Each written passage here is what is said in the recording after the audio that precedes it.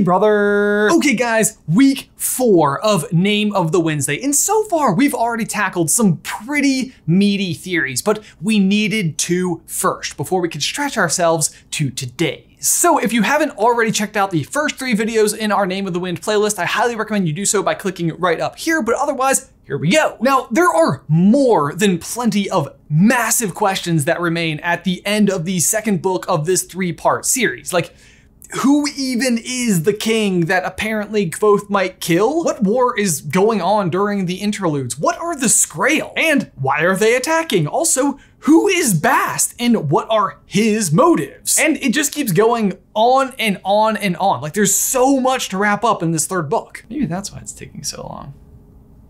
But the one that we shall try and tackle today, I believe we can tackle today because we have already answered 2 of the other unanswerable questions. Unanswerable. How'd you answer it then? Mostly whiteboards and coffee. No, but seriously, those questions were, what is Kvothe's last name and who is Denna's patron? In our previous videos, we have outlined the reasons why we believe that Kvothe is almost certainly a Lackless by his mom's side of the family, and Denna's patron is none other than Chandrian top man number 2, Cinder. And those bits of information, I believe, help us answer today's question. What happened to Kvothe's powers? Hey, brother! Candles are great for sympathy reasons. They don't go in libraries, and we have 3 that all have fantastic and wonderful flavors. They are available right here. Go check them out. I love how short the ad reads are allowed to be when we're the ones doing them. Okay, so we all know that the story is hopping back and forth between Kvothe retelling his entire story and the interludes that are happening in Nowhere, where he is the innkeeper named Kote. If you've read the story, then you absolutely know that names are important things, and the fact that Kvothe has changed his is significant. If not, fairly on the nose, how is nobody in this town picking up on the fact that there is a red-haired man named Kote in front of them while they are telling stories about a red-haired man named Kvothe in front of a red-haired man named Kote? I already said that part. Heck, he outright tells one of the boys in the town who he is, and the boy literally laughs in his face. Aaron bursts into a sudden laugh. I'm just having some fun with you, Mr. Kote, lord and lady, but I ain't never heard a liar like you before my whole life. Think he got a little extra twangy southern by the end of that. But most assuredly, this is no laughing matter, as we know from when Kvothe asked Elodin at the end of Wise Man's Fear why someone might keep changing their name. What would you think of someone who kept changing their own name? What? What have you done? Nothing. It's not me, it's a girl I know. Fella? Oh no, she wouldn't do something like that. She's too smart for that. Now, to be fair, Elodin does calm down when Kvothe assures him that it's just calling names, not true names. But his reaction suggests that the changing of your true name could be disastrous. And disastrous is the right word, especially when you consider what Kvothe ultimately changes his name to. Kote. The meaning for this particular word is not exactly right on the nose, but if you look carefully, we are told exactly what it means. It takes place shortly after the fire in the fishery, and Kvothe and Kelvin are talking to each other and exchanging story-worthy tales of how they handled their parts of the problem. Do you know the saying, Shan van Eden Kote? 7 years, I don't know Kote. Expect disaster every 7 years. It's an old saying, and true enough. Jay says that I'm reading these quotes at like the same speed that I listen to the book, which is at like the 2 times speed. So I don't know, is it weird that it's fast? But do you get it? No? Riley, could you play the clip again? Expect disaster every 7 years. It's an old saying, and true enough. Do you get it now? Kote means disaster, which is sad and tells us a lot about how Kvothe views himself. That said though, good old Bast, or Battle Bast, I'm really not sure. Bast is desperately attempting to get Kote to realize that he is still Kvothe, to take up the mantle once again and do something. Frankly, we have no idea what Bast's motivations are. Nonetheless though, he does seem to be getting moderately successful results in getting Kote to realize he is still Kvothe. At the end of the Name of the Wind, the skin dancer or demon or whatever it is attacks, and Kote tries to catch it on fire using sympathy. Kvothe dipped a finger into the liquor that spattered the bar. He muttered something under his breath, his forehead furrowed in concentration. He stared intently at the bloody man standing on the other side of the bar. Nothing happened. Then towards the end of Wise Man's Fear, when the Waystone Inn is being robbed by the two men, he tries to use that special form of Break Lion that he was taught by Celian. But again, he fails. These two instances suggest that it's not simply a matter of will involved. It's not that he's unwilling to attempt to do something. It's that he actually can't do it. The reason for which is because he changed his name in the way that Elodin warned against. So he, Kote, knows the story of Kvothe. He lived as Kvothe. He has Kvothe's memories, but he is not Kvothe. Not to worry though, Kvothe is still around, just locked away, but more on that later. So far into this theory though, we're not even touching the meat of the bone, like analogy-wise. It's more like the napkin or possibly the plate. You know what they say about finding the right analogy. It's as hard as... Raise your hand if you got that reference. Let us know. Okay, but so getting to the meat of it. Kvothe lost his powers because he made a promise to Denna and broke it. Actually, you know what? That was kind of it. Now to the bone! The promise in question is in regard to Denna's patron, which is a huge point of contention between these two. Kvothe is deeply skeptical of the unusual practices of this patron, while Denna, on the other hand, is so proud of herself for securing such a patron. But a huge part of her being able to maintain that patron is not telling anyone who he is. Kote is the only exception, and even for him, they make up a name to use when talking about him. Master Ash. This secrecy is so important to Denna though that she makes Kvothe swear to not try to uncover his true identity. And Kvothe, being Kvothe and trying to impress her, I think maybe goes a little bit too far in how much he swears on. Promise me you won't try to find anything about him. It could ruin everything. You're the only one I've told in the whole wide world, but he'd be furious if he knew I'd mention him to anyone. What would you swear it on? What's important enough that it will hold you to your word? I swear I won't attempt to uncover your patron. I swear it on my name and my power. I swear it by my good left hand. I swear it by the ever-changing moon. See what I mean? That was too much. It's a big swear. Also, what control do you have over the moon, Kvothe?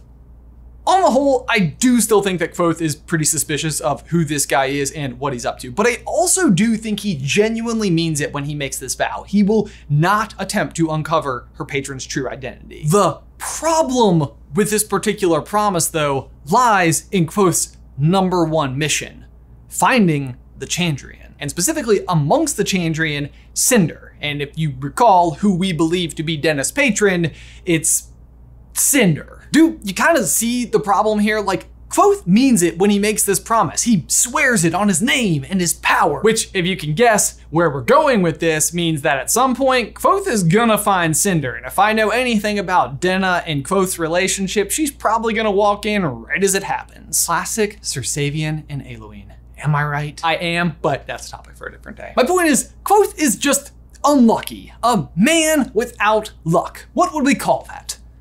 Luckless. Oh, right. Lackless. The last name we believe him to have. But do you know who is also described as not having any luck whatsoever? Jax, the guy who literally captures the name of the moon in a box. Oh, the thoughts we have about Jax, but moving on. Kvothe's name is in a box, and not just any box, a box that he could only open with the powers of Kvothe. It's like locking your keys inside of your car. Now that was a good analogy. Get it? Because you can't get inside without the keys, but the keys are inside. It's a conundrum. But this idea of keeping a name inside of a box comes up more often than you might think. Again, going back to the story about Jax, who literally takes the power of the moon by trapping it inside of a box. It's actually this moment right here. But Jax only gets part of the name. Other parts can still slip out. But the same idea also comes up when Kvothe is making up the story about Chronicler. The High King's name is written in a book of glass, hidden in a box of copper, and that box is locked away in a great iron chest where nobody can touch it. But don't worry, it gets better. We even know the box! As you may recall, during one of the interludes, Bast wants a lesson, but not a book lesson, Reshi. Book lessons are boring. It's a bold statement to put in a book that's 150 chapters long, but whatever. I know it's 152. Okay. But the point is, he doesn't get a book lesson. No, instead, Kvothe challenges him to get inside of his thrice-locked chest. And Bast offers up a whole bunch of different solutions, and Kvothe explains why each of those solutions wouldn't work because of the built-in defenses of the chest. First of all, it is made out of roa wood, which makes it extremely heavy and extremely hard to burn unless you could literally put it in a forge fire, which you probably couldn't do because of the aforementioned weight. Plus, even if you did, you would risk destroying the contents inside, which, by the by, is the exact same reason why Maelu and Lackless doesn't want to destroy the physical box from her family. Say it with me, Bernie. Coincidence? I think not! Anyway, finally Bast goes for his last resort, wood's worst enemy, besides fire. Hatchets. This is where I would go next, Reshi, if I were genuinely interested in getting inside. But if you'd rather I not, don't look at me, Bast. I'm dead. Do as you will. Bast grinned and brought the hatchet down on the rounded peak of the chest. There was a strange, soft ringing noise, like a padded bell being struck in a distant room. 2 points here. 1, the hatchet didn't do anything. And 2, here's the thing about this particular lesson. I don't think that he's just testing Bast. I think Kvothe is literally trying to figure out if Bast can find a way inside the chest because he also wants in. In fact, we absolutely know this to be a fact because later in the story, we literally see him try and fail to get inside. While he has even more resources at his disposal, he literally made the chest himself and has the keys to the chest. Like, if you can't get into a chest that you made with keys that you have, what do? We also see him go so far as to try the Taborlin the Great method, just commanding it to open. After replacing the keys in their box, he put his hands back on the sides of the lid in the same position as before. Open, he said under his breath. Open, damn you. Adro! He lifted his back and shoulders, tensing with the effort of it. The lid of the chest did not budge. Kvothe gave a long sigh and leaned forward until his forehead pressed against the cool dark wood. Seems a little bit ridiculous, but he did actually successfully use this trick at the bandits' camp on the lockbox they had. Although, again, it's not that surprising that it didn't work this time because the power that he needs for it to work is inside the box. But don't worry, it gets better still. First, let's go back just ever so briefly to the hatchets that Bast tried to use to damage the wood or otherwise just mar his way inside. What did it say? There was a strange, soft ringing noise, like a padded bell being struck in a distant room. Boy howdy if that doesn't sound an awful lot like what Kvothe's arrow catch invention does when Kilvin tries to shoot it with a crossbow. There was a harsh metallic clank, and the bolt stopped midair as if it struck an invisible wall. This time, Kilvin spotted the source of the noise. Hanging from the ceiling in the far corner of the room was a metal object the size of a large lantern. It was rocking back and forth and spinning slightly as if someone had just struck it with a glancing blow. It's a really cool invention, and Kilvin is very impressed with it. And what do you call it? That was one part of my invention I hadn't managed to finish. I thought of 100 names, but none of them seemed to fit. Kvothe, who we believe to have a literal knack for naming, can't think of a name for his own invention? Delvari had it easy, Master Kilvin. He just made a better axle and stuck his name on it. I can't very well call this the Kvothe. And to be fair, you, Kvothe, probably can't. But Master Namer himself, Elodin, basically does. If you'll recall, Kvothe shows Kilvin the arrow kits just before he heads off to chase the wind for like 100 chapters. During that time, it is believed that he actually died at sea, and in order for the fishery to sell the device, it needed a name, so they brought in Elodin. Here's Kvothe discovering what they called it. I turned it over in my hands and saw a word grooved into the metal. The blocky letters went deep into the iron, so I knew they were part of the mold. They read, Bloodless. Bloodless, as in Kvothe the Bloodless. This is the first name that Kvothe got on his journey to becoming a legend, and it kind of weirdly works in two different ways. On the one hand, it represents his kind of low birth as being a member of the Adimaru, but also his inability to bleed when whipped. Okay, so I feel like I haven't properly explained why this is super cool yet. Bast tries and fails to strike the box with his hatchet, but instead of actually being able to strike it, there's a soft ringing noise in a distant room. Meaning that in addition to the other defenses that Kvothe put into this particular chest, the weight of the thing, the wood, the copper lock, the iron lock, it's very likely that in addition to all that, it's also a bloodless. Meaning that the box contains the name of Kvothe and is a bloodless. It is literally Kvothe the Bloodless. A bloodless that I expect is a much more advanced version of the one that he made for Kilvin, which could only take 8 blows. You'd need an endless supply of energy for something like that though. But if we go back to the very first question Kilvin ever asked Kvothe, how would you make an ever-burning lamp? Sounds to me like he figured it out. In summary, it goes like this. Kvothe promises Denna that he won't try to find out the true identity of her patron, but it just so happens to turn out that her patron is somebody that Kvothe is already chasing. So when he accidentally ends up breaking that promise, he creates a chest with the power of his name and puts his name inside of that chest. And now it can only be opened with that power that resides in the chest.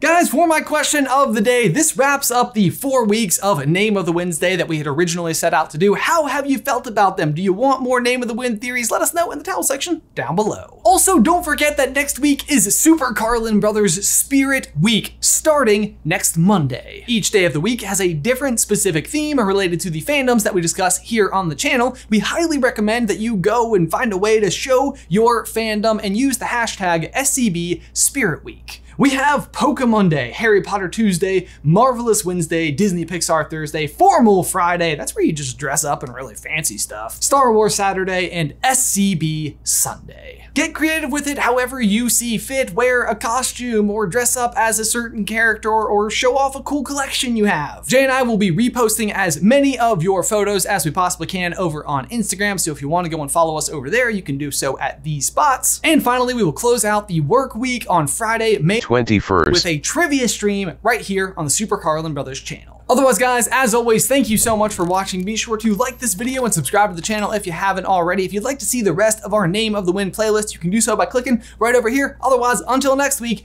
bye!